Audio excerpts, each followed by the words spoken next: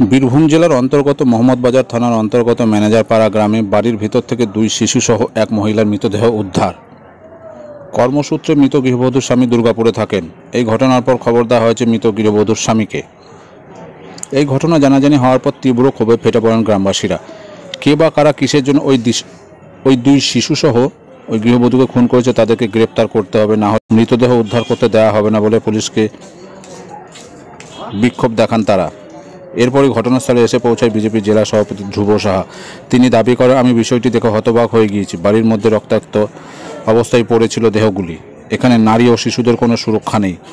অবিলম্বে দোষীদের গ্রেপ্তার করার পাশাপাশি তাদেরকে দৃষ্টান্তমূলক শাস্তির দাবি জানাচ্ছি। আমার একবার পড়ে গেল, একবার ওই চাপা পড়ে গেল, ঢুকে গেল। টায়ার চেক করলাম, দিয়ে গ্লাসগুলো হালকা বাড়াবো বাড়ি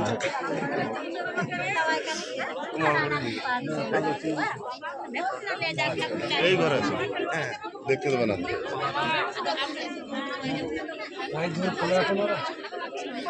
খুলবে না।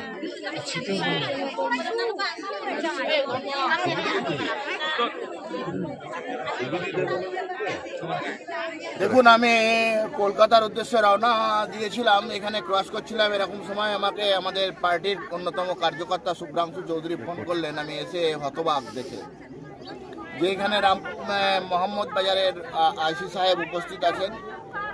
একটা মহিলা রক্তাক্ত অবস্থায় পড়ে আছে সেই খাটের নিচে।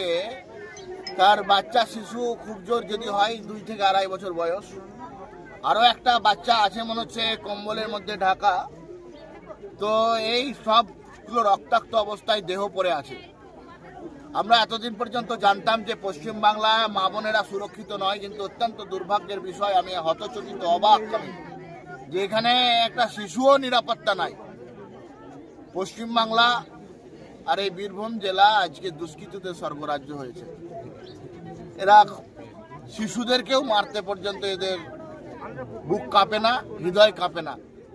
আমরা আজকে এখানে উপস্থিত হয়েছি যতক্ষণ পর্যন্ত পুলিশ কুকুর না আসবে, যতক্ষণ পর্যন্ত আসামিকে অ্যারেস্ট করা না হবে আমরা এখানে থাকবো।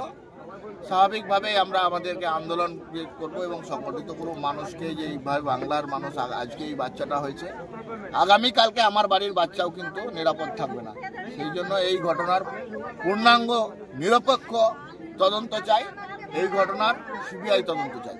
মধ্যযুগে এই ধরনের ঘটনা হয়নি। এত মানে দুগ্ধ শিশুকে রক্তাক্ত অবস্থায় মারা, এ কোন রাজ্যে আমরা বাস করছি?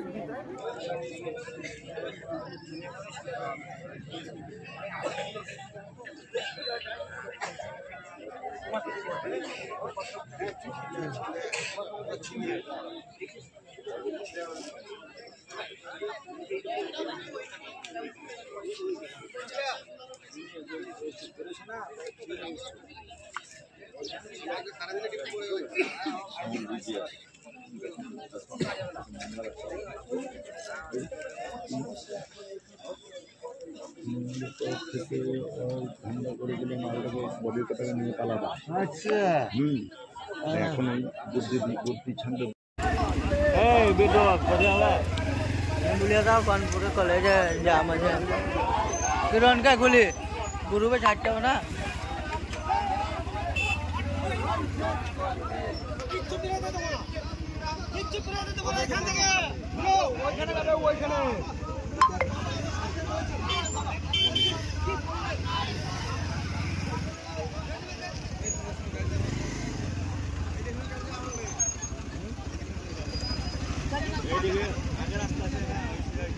এইদিকে জবাব না।